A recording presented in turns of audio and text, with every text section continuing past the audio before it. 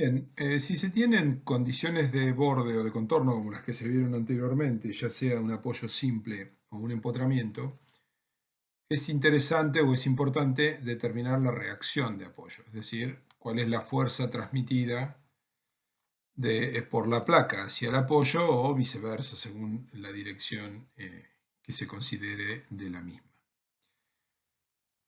Y también, en el caso de que sea un empotramiento, podrá haber un momento. Pero la situación que hay que estudiar es el caso de la fuerza reactiva, es decir, de la reacción, ya que cuando se tiene un borde empotrado, el momento de empotramiento es igual al momento interno de la placa, ya sea mx o mi, según cómo sea el borde empotrado. Por lo tanto, la reacción de un borde empotrado en términos de momento no es ningún inconveniente, es evaluar la función momento, ya sea mx o mi, tal como vimos las expresiones previamente, en el borde que corresponda. Es decir, en x igual a un valor 0, x igual a a, se evalúa la función ahí y se obtiene el valor del momento de empotramiento. Sin embargo, con la fuerza, la reacción como fuerza, algo que para una viga es tan simple, hay algunas condiciones particulares que se deben analizar. Veamos el caso, para particularizar la situación, el caso de un borde x igual a constante. Es decir, estamos hablando de un apoyo que es paralelo al eje Y. Consideremos el eje Y que coincidiría con el apoyo, que puede ser un apoyo simple, porque estamos, o empotrado también, porque estamos considerando la fuerza Rx. Aquí tenemos el eje X, aquí tenemos el eje Z. Y entonces, a lo largo de toda esta línea ahí, tenemos un apoyo. ¿Qué situación particular se plantea? Lo que nosotros estamos queriendo obtener es esta fuerza, la fuerza que debe ejercer el apoyo sobre la placa para plantear el equilibrio, es decir, la fuerza, la reacción, lo que llamamos vulgarmente la reacción. Y la vamos a llamar Rx. Llamamos Rx porque está en un borde en el que I es constante y de la misma manera en que internamente tenemos un Qx, lo vamos a llamar de esa manera. La situación particular se plantea en términos de que a lo largo de estas superficies, aquí estamos considerando, para el análisis que vamos a hacer, dos diferenciales I, es decir, un segmento de borde de placa que mide dos diferenciales I. Un primero que tenemos aquí, el otro que tenemos a continuación. En definitiva, en sí mismo es un solo diferencial, pero por el análisis nos conviene de esa manera. Vamos a considerar los esfuerzos que la placa entrega internamente a ese borde son un corte Qx y también un momento torsor Mxy, que es este que se dibuja aquí. Uno podría pensar que la reacción de borde tendrá que ser una fuerza vertical igual y opuesta a Q sub X y un momento torsor distribuido. Pero la realidad es que ambos esfuerzos se pueden equilibrar con una única fuerza reactiva Rx, que no va a ser igual a Qx, obviamente. Es decir, a través de solamente fuerza distribuida por unidad de longitud Rx, tendrá que variar, obviamente, no va a ser constante ni mucho menos, podemos equilibrar los dos esfuerzos internos, el corte y el torsor. Y vamos a hacer un análisis un poco simplificado, pero clásico, que nos permite deducir esa expresión de Rx en función de Qx y de el momento torsor. Qx lo vamos a considerar como tal, y vamos a suponer que parte de Rx va a equilibrar a Qx. La particularidad está puesta en el momento torsor.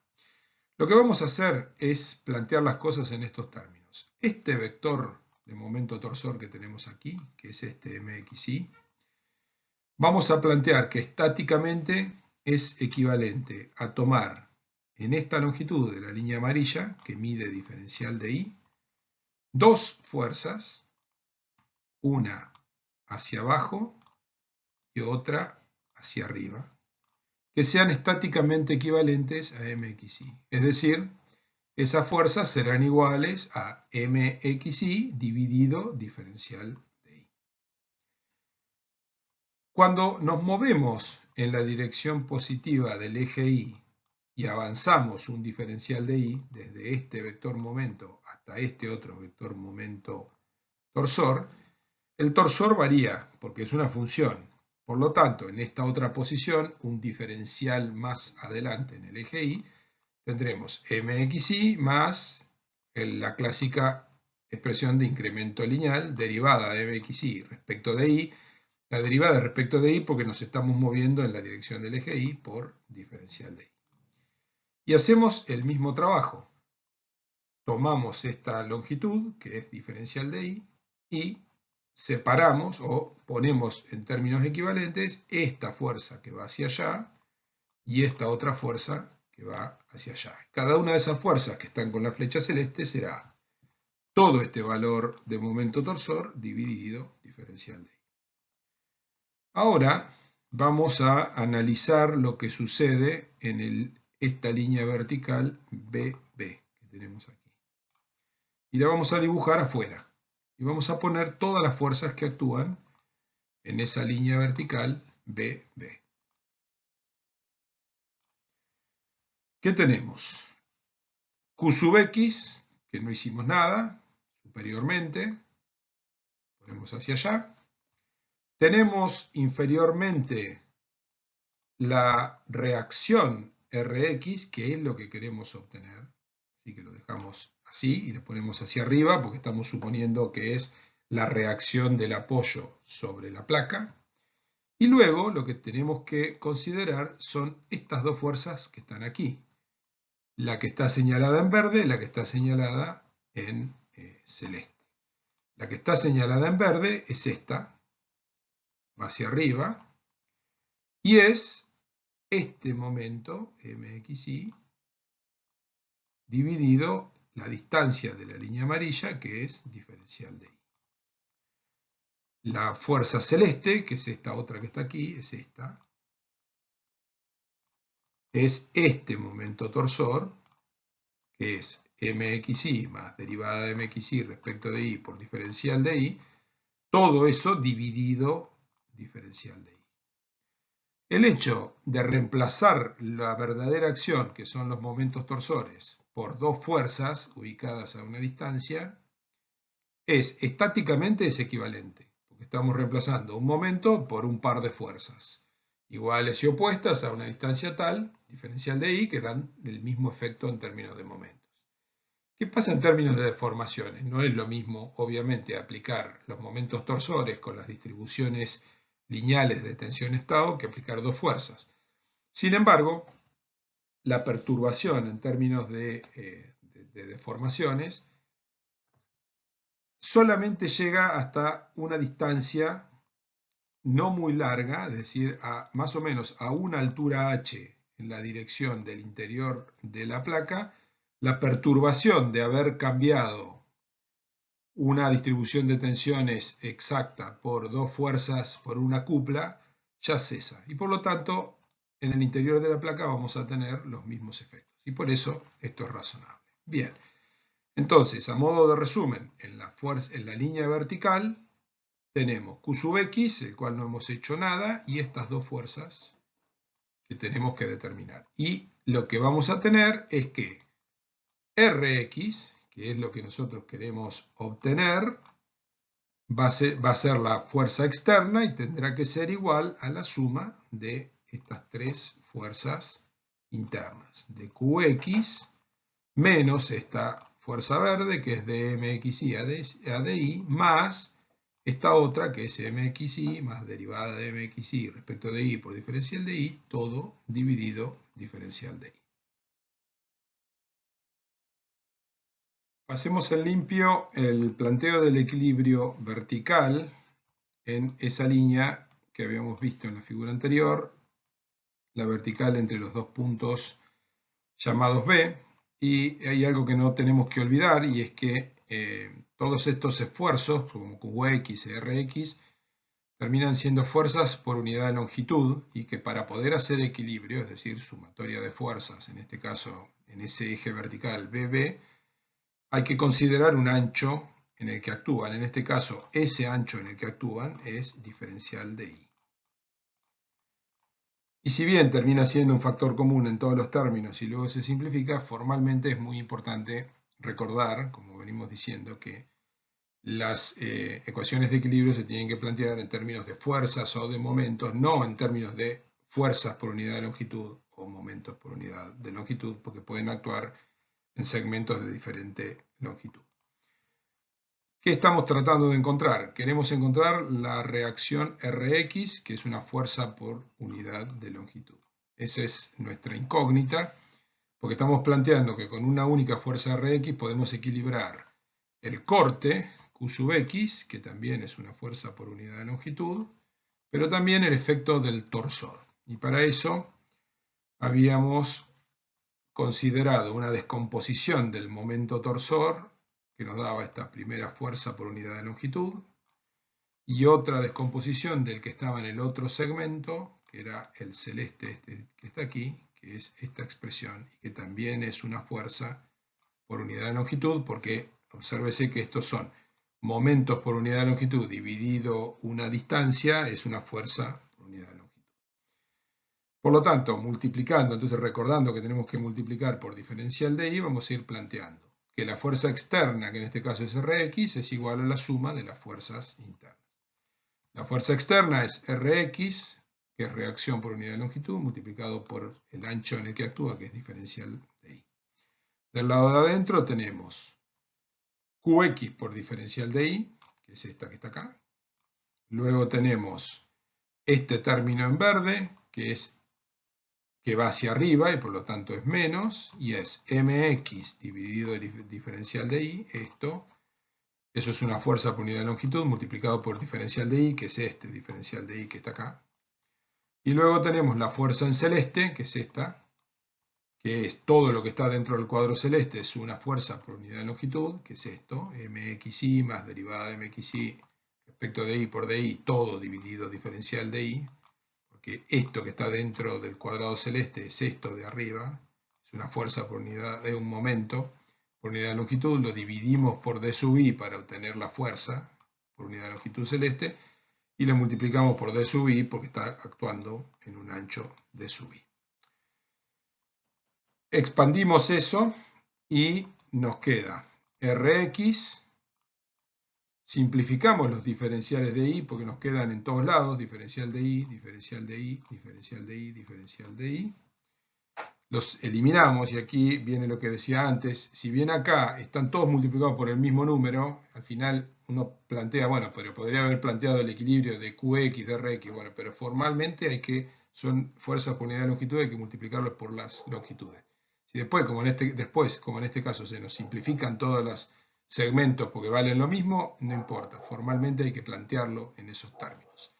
Al simplificar esos diferencial de I y este término que tenemos aquí en celeste, que son dos, separarlos, nos queda del lado izquierdo Rx, del lado derecho nos queda Qx, este término que es el verde nos queda menos mxi por di, y del lado celeste aparecen dos, mxi por di, sobre di positivo y esta derivada que tenemos acá.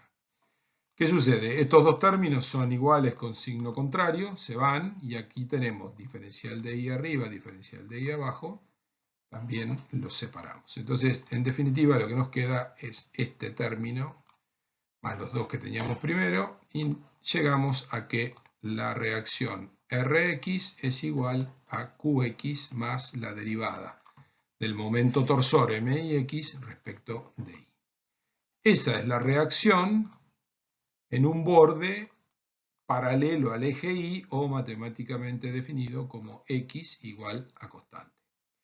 Haciendo un razonamiento exactamente igual en un borde paralelo al eje X, llegamos a la expresión de la reacción RI, que por supuesto será RI igual a QI más la derivada del momento torsor respecto de X, y que representa la expresión que permite obtener la reacción R, la reacción de borde, en un apoyo paralelo al eje X o bien definido por I igual a constante. Y lo que estas dos expresiones nos dicen es básicamente que la reacción de borde, que es una fuerza por unidad de longitud, no solamente equilibra el esfuerzo interno directo o similar, que es el corte, sino que también equilibra el momento torsor interno. Fíjese, obsérvese que en el caso de la analogía de una viga, la reacción de borde es igual al corte en esa sección. En una placa, como es bidimensional, la reacción de borde es igual al corte en el mismo punto, más la variación del momento torsor a lo largo de ese borde. Pasando en limpio, entonces, algunas conclusiones respecto a las reacciones de apoyo que podemos tener en un apoyo simplemente apoyado o empotrado. Siempre vamos a tener reacciones verticales Rx, Ri en términos de fuerza por unidad de longitud. Si el apoyo es articulado o un apoyo simple no va a tener un momento reactivo, pero si es un empotramiento sí va a tener un momento reactivo que podemos mencionar o podemos nombrar como M0X, M0Y. Hay algunas diferencias entre ellos que ya vimos y es lo que estamos refrescando. Cuando hablamos de las fuerzas reactivas Rx, Ri, que son fuerzas por unidad de longitud, recordemos que están equilibrando no solamente el corte, sino también el momento torsor que está en el interior de la placa. Y como mencionara hace algunos pocos minutos, en una viga, que es un elemento unidimensional, la reacción en un apoyo simple, por ejemplo, es igual al corte en una sección infinitesimalmente ubicada al lado de ese apoyo. Sin embargo, en la placa no, es igual al corte más la derivada del momento torsor, como vimos anteriormente. Cuando el apoyo es empotrado, tiene estas fuerzas Rx y Ri como fuerzas verticales, pero además aparecen estos M0, M0X, M0Y que vimos acá, pero que en ese caso son iguales a los momentos internos Mx o Mi en coincidencia con el apoyo. Es decir, en ese caso el momento de empotramiento no equilibra dos esfuerzos internos, sino que equilibra uno solo, que es el que es igual a sí mismo, el momento por unidad de longitud. Lo podemos llamar diferente, pero M0X va a ser igual a menos Mx, M0Y igual a menos Mi, como momentos por unidad de longitud, y sencillamente esa va a ser la reacción de borde para el caso de un empotramiento. Previamente habíamos encontrado que las reacciones de borde en términos de fuerzas Rx y Ri se podían expresar de esta manera. Las dos expresiones, una para cada una de ellas, que son absolutamente válidas cuando estamos a lo largo de un borde, un apoyo I, o sea, cuando un apoyo coincide con el eje Y, vale Rx, cuando el apoyo coincide con el eje X, vale esta expresión de Ri. Pero surge una singularidad cuando se encuentran los dos apoyos, como por ejemplo en esta situación. Supongamos que tenemos un apoyo coincidente con el eje Y, otro apoyo coincidente con el eje X. Y vamos a ver que surge aquí una singularidad en este punto y que aparece lo que se denomina la reacción de esquina, que vamos a denominar RE. Y se puede encontrar esa reacción de esquina y sobre todo esa singularidad a partir de plantear el equilibrio de fuerzas verticales en el eje Z en este diferencial, que no es un diferencial cualquiera, sino que es el diferencial de longitudes, diferencial de X y diferencial de Y, pero que está ubicado justo en el encuentro entre los dos apoyos, que en este caso coincide con el origen O. Vamos a suponer que el diferencial de I va entre este punto que llamamos B y el punto O, que es el origen, y que el diferencial de X va entre el punto O, que es el origen, y este otro punto que tenemos aquí, que llamamos A. Planteemos la ecuación de equilibrio de fuerzas. Rx, Qx son fuerzas por unidad de longitud, por lo tanto, para plantear el equilibrio hay que multiplicarlas por la longitud que corresponde. ¿Qué tenemos en la dirección vertical? Tenemos en el apoyo, tenemos, como es un borde externo, tenemos Rx. Vamos a suponer en esta sumatoria de fuerzas que los vectores que van hacia abajo son positivos, entonces tendremos menos Rx y del otro lado tenemos Qx.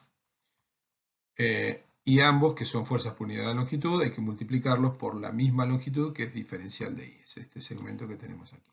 Eso es diferencial de I.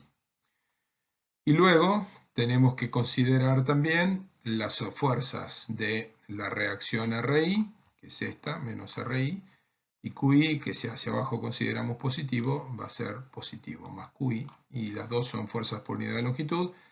A la suma de ambas hay que multiplicarla por diferencial de X. Podríamos considerar también la fuerza distribuida de Q de XY, pero sería un diferencial de orden superior porque sería Q de XY por diferencial de X y diferencial de Y, es decir, un diferencial más que lo que tenemos aquí. Bien, ¿qué sucede? Esta suma tiene que valer 0 porque es la sumatoria de fuerzas en la dirección Z. Pero nos damos cuenta de que por las expresiones que tenemos aquí, no puede sumar 0 necesariamente o de manera automática. Porque de un lado tenemos Rx y Qx, del otro lado tenemos Ri y Qi. También nos tenemos que dar cuenta de que esto es un diferencial, porque son fuerzas por unidad de longitud, pero multiplicadas por una longitud que es un diferencial. Por lo tanto, todo esto, es decir, toda esta expresión es un diferencial de fuerza. Y es un diferencial de fuerza que a priori no podemos garantizar que sea igual a 0. Por lo tanto, se postula, y en realidad es una simplificación de la teoría, que el equilibrio de este elemento se restituye a través de una fuerza concentrada que aparece en la esquina, que es a lo que llamamos la reacción de esquina, Re. Por lo tanto, esa reacción de esquina tiene que equilibrar a este diferencial de fuerza y por lo tanto vamos a postular que existe un diferencial de reacción de esquina que es igual a esta suma de fuerzas, de manera tal que automáticamente lo equilibra. Lo que estamos diciendo es si esta suma que planteamos aquí del lado derecho no es igual a 0, entonces si ponemos esta fuerza que va en dirección opuesta, es decir, está del otro lado de la igualdad, entonces se va a generar automáticamente el equilibrio. Lo que estamos haciendo es introducir una fuerza que siempre genera el equilibrio que no podemos garantizar a través de lo que está del lado derecho. Pero recordemos las expresiones de Rx y de Ri. Rx es Qx más la derivada de mix respecto de y.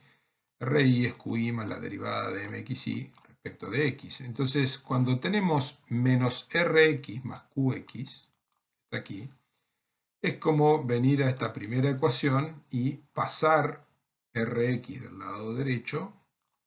Nos queda Qx menos Rx, que es lo mismo que menos Rx más Qx, y pasamos este otro del lado izquierdo. Es decir que este término, menos Rx más Qx, es igual a menos la derivada de mix respecto de y. Y después nos queda el diferencial de y, que es el que ya teníamos. Cuando vamos a esta otra expresión, menos Ri más Qi, vemos lo mismo.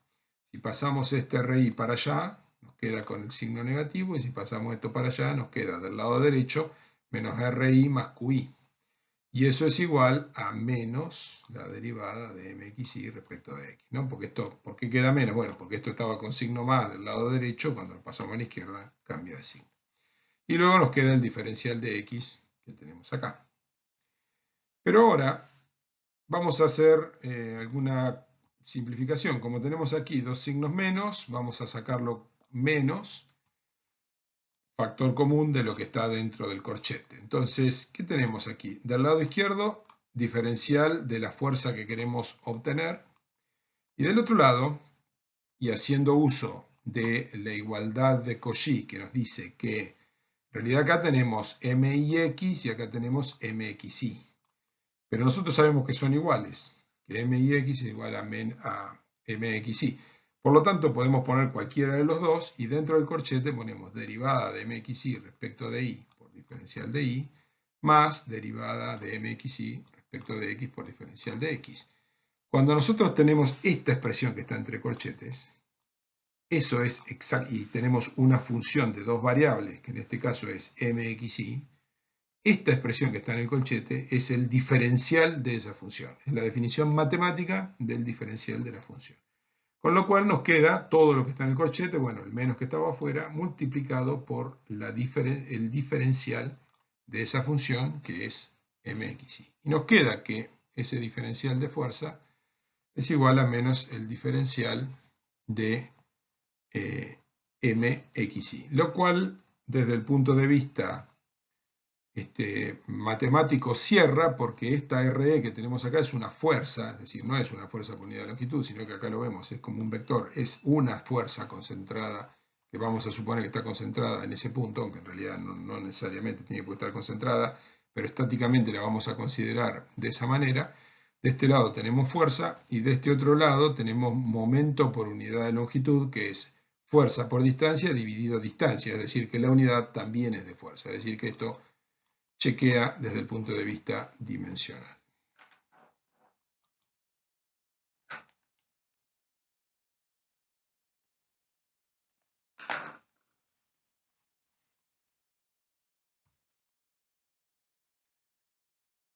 En definitiva, nos quedó que diferencial de RE es igual a menos diferencial de MXY o de diferencial de MIX, porque son lo mismo.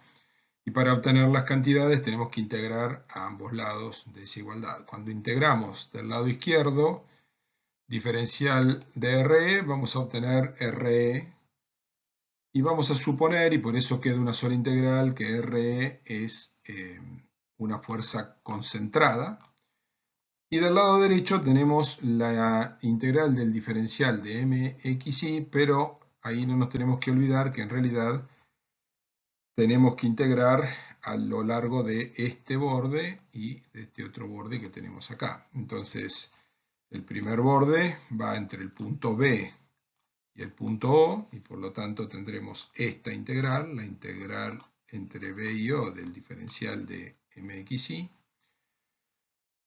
Y del otro lado tendremos la integral entre O y A, esta que está aquí, del diferencial de MXY, que lo puedo llamar M y X, porque son lo mismo. Y en definitiva, eso va a ser MXY en O, pero del lado izquierdo, es decir, esta cantidad que tenemos acá, más el M y X en el mismo punto O, pero este otro vector que tenemos acá. Pero eso se debe interpretar en términos de módulos. Y por lo tanto, porque además, no solamente, digamos, por el hecho de que hemos integrado en dos líneas que son perpendiculares, sino también por el hecho de que en términos de signos, no nos tenemos que olvidar que los momentos torsores se originan en las tensiones y la igualdad de Cauchy lo que nos dice es que una tensión tangencial que va para allá se iguala con una que va para allá. Sin embargo, cuando vemos los vectores de momento torsor que originan esas tensiones, nos dan de signo diferente. Por lo tanto, lo que sucede es que pueden ser de signo distinto según la convención de signos que se esté utilizando y por lo tanto lo que se plantea, lo que es más simple de plantear es que la reacción de esquina es igual al momento torsor viniendo del lado B, siempre en el punto O, es decir, esto siempre se mide en el punto O, pero viniendo del lado B, que es decir, este momento es este que está aquí, más el momento torsor viniendo en el otro borde, que es este que está aquí, pero que en realidad, como son iguales, y en términos de módulos, se pueden poner directamente como dos veces el momento torsor en la esquina.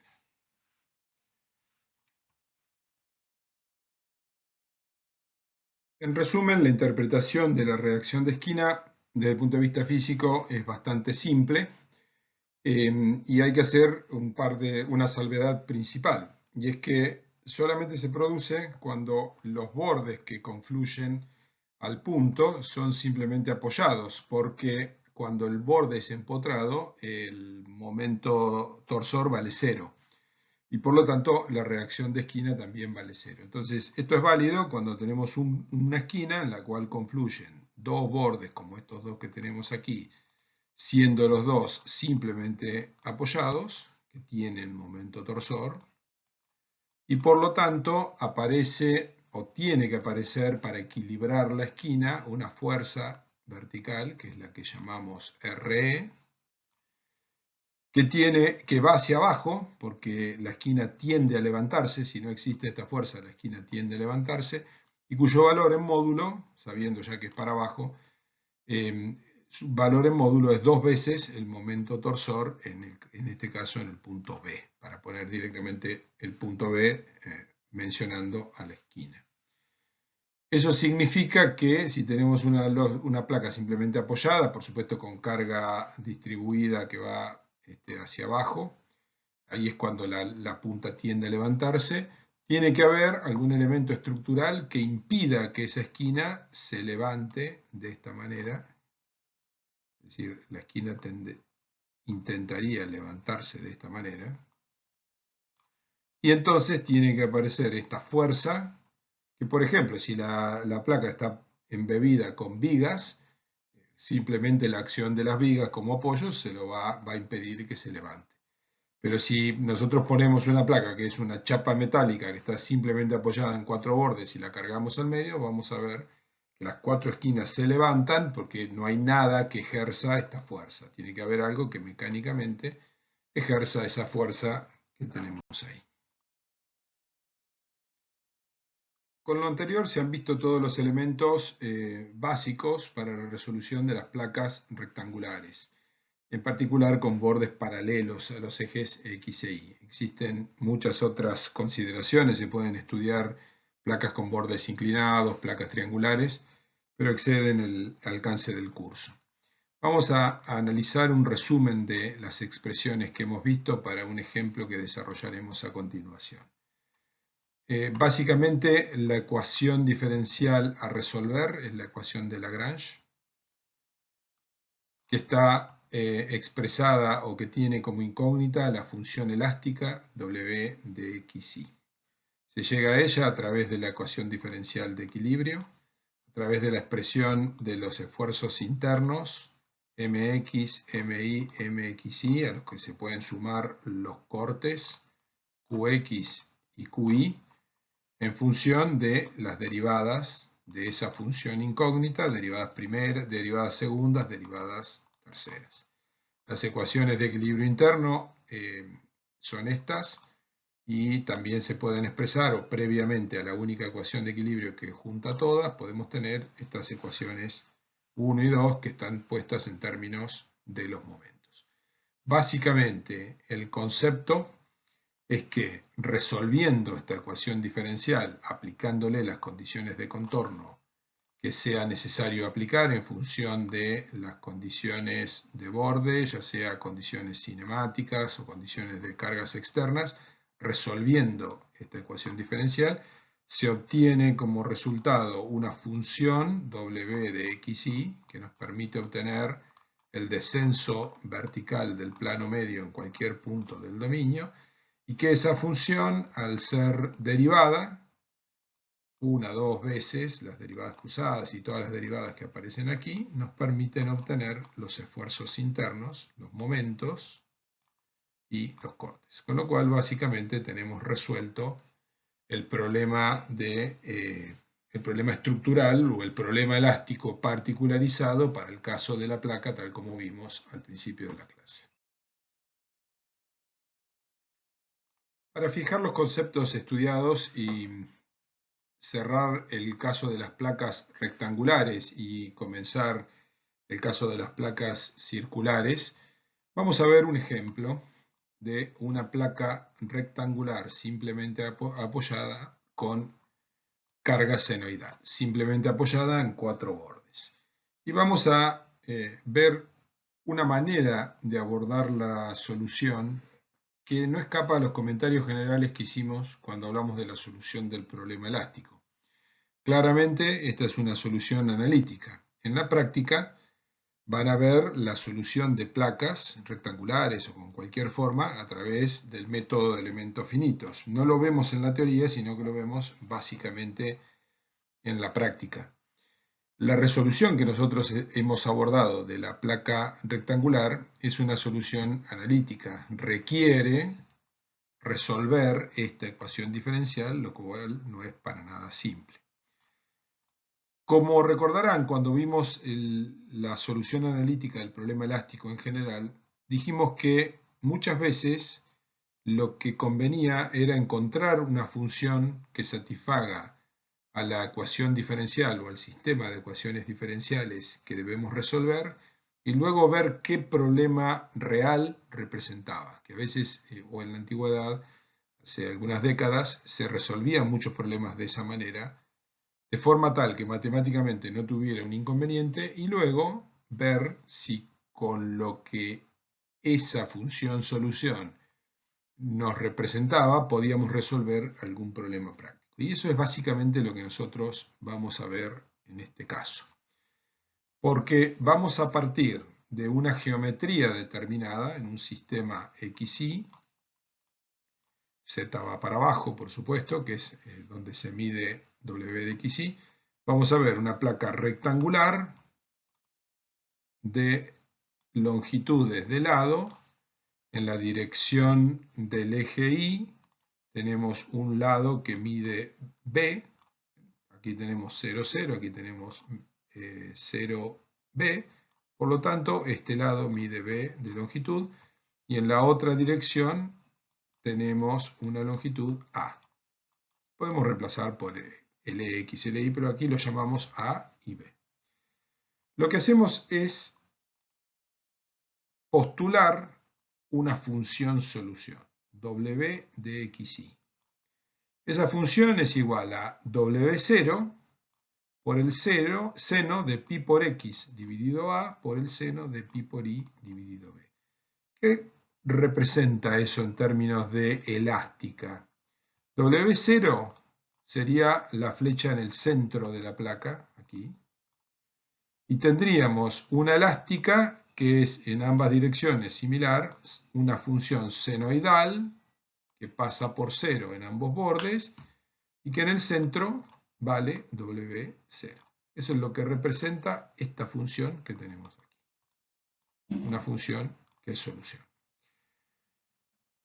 Pero no sabemos si es solución de la ecuación diferencial. Es decir, nosotros nos preguntamos, ¿esta función que estamos planteando es solución de la ecuación diferencial de Lagrange? Es decir, ¿satisface el laplaciano doble igualado a Q sobre N como tiene que representarlo? En realidad, lo que tenemos que hacer es, para ver si eso se cumple, es hacer la derivada cuarta de esta función respecto de x 4 veces, hacer la derivada cuarta de esta misma función respecto de y 4 veces, hacer la derivada cuarta de la función respecto de x 2 veces y de y 2 veces, hacer esta suma, o sea, esta más 2 veces la última más la derivada cuarta de w respecto de y 4 veces, y ver si nos da algo que es una constante. Si nos da algo que es una constante, esa constante va a ser igual a Q sobre N. Así de simple. Ahora, si no nos da algo que es, no una constante, sino nos tiene que dar algo que represente una carga, una función de carga, dividido algo que podemos interpretar como la rigidez de la placa N. Es decir, tiene que ser lo que nos dé la suma de estos tres términos, algo congruente con una función de carga, y ahí es donde vamos a ver en esa función de carga que vamos a tener del lado derecho, si representa algo que puede servir o no puede servir. Pero básicamente lo primero que hay que hacer es comenzar a hacer todas las derivadas. Entonces, y las derivadas hay que hacerlas por más que necesitemos derivadas cuartas, tenemos que empezar desde la derivada primera. Pero no es demasiado difícil hacer estas derivadas, porque básicamente tenemos senos que se van a derivar como cosenos y luego como menos senos y así siguiendo. Y en cada caso tenemos que considerar que en el argumento de la función seno tenemos una constante que es pi sobre a y pi sobre b que irá saliendo fuera de esa derivada. Un ejemplo, simplemente decimos derivada de w respecto de x, solamente se va a derivar este término que está acá, entonces nos queda w0 por pi sobre a, que es lo que está adentro del argumento del seno que multiplica a x, por el coseno, porque la derivada del seno es el coseno, de pi por x sobre a, el seno queda sin derivar. Y así, y háganlo para practicar, hacemos la derivada segunda, empiezan a aparecer los términos negativos, la derivada tercera de w respecto de x 3 veces, la derivada cuarta de w respecto de x 4 veces. La derivada, para obtener la derivada cuarta respecto de x 2 veces y de y 2 veces, y acá estoy resumiendo, lo que tenemos que hacer es partir. Podemos partir, por ejemplo, de la derivada segunda de w respecto de x 2 veces y derivarla 2 veces respecto de y, y vamos a obtener esta función que tenemos aquí. Y luego, si repetimos estos 4 pasos, pero derivando respecto de y en lugar de respecto de x, vamos a llegar a que la derivada cuarta de w respecto de y 4 veces es esto. En definitiva, lo que vamos a obtener son las derivadas que tenemos aquí, que son, en primer lugar, esta, derivada cuarta de w respecto de x 4 veces. Después tenemos esta derivada cuarta de w respecto de x 2 veces y de y 2 veces, que entrará multiplicada por 2 aquí en la fórmula. Y por último, la derivada cuarta de w respecto de y 4 veces. Y ahora lo que hay que hacer es sumar esta más 2 veces esta, más esta otra, y ver qué da. Y ver si eso, que tiene que ser igual a q sobre n, tiene algún sentido físico razonable para nosotros. Antes de hacer esa suma y ver qué carga representa, es importante confirmar las condiciones de contorno que habíamos mencionado anteriormente. Yo dije, vamos a estudiar una placa con 4 apoyos simplemente apoyados, pero en realidad cuando proponemos esa función w, que es la que propusimos anteriormente, tenemos que chequear qué condiciones cinemáticas representa en esos casos. Si la condición de contorno tiene que ser simplemente apoyada, en primer lugar tiene que cumplir la condición de que w sea nulo en los bordes. Pero además tiene que cumplir la condición que la derivada segunda de w respecto a x 2 veces cuando estamos hablando de estos dos bordes que están acá, es decir, cuando estamos hablando de este borde y este borde, tiene que valer 0, porque el momento normal tiene que valer nulo, porque es un borde articulado. Vamos a ver, por ejemplo, el caso de estos bordes, que están aquí, que están definidos como x igual a 0 y x igual a a, y y puede valer lo que sea. Entonces, cuando ponemos en la función de w en x ponemos 0, estamos representando este borde que está aquí. Y lo que vemos es que al poner,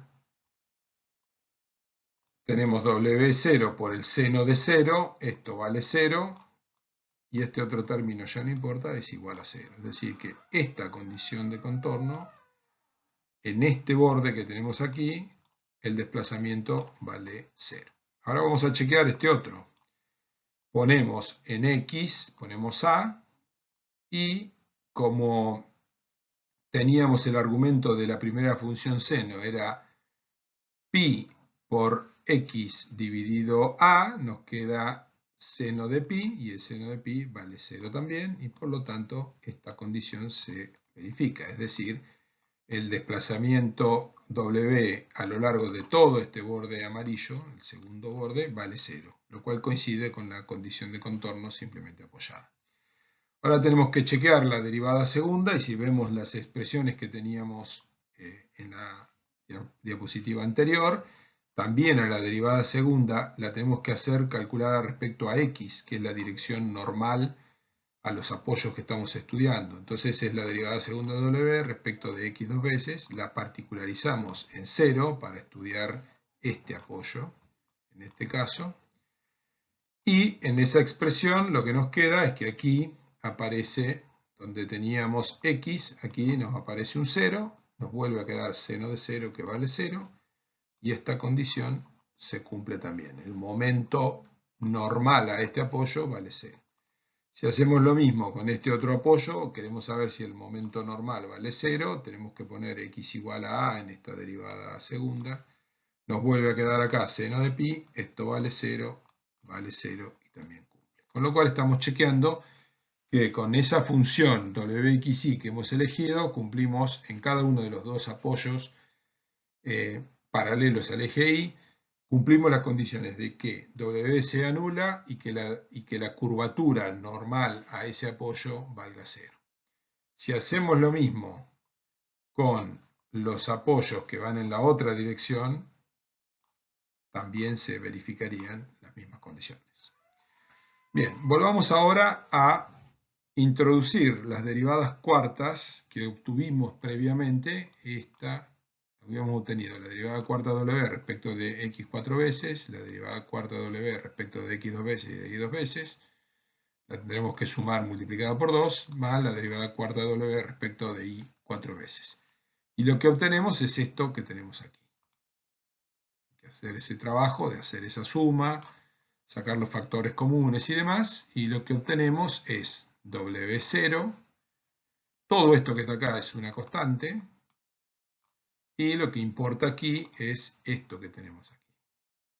Como eso es igual, según la ecuación de Lagrange, a Q sobre N, esto nos está diciendo esta parte, porque obsérvese que aquí tenemos seno de pi por x sobre a y aquí seno de pi por y sobre b, que es lo mismo que la fuerza.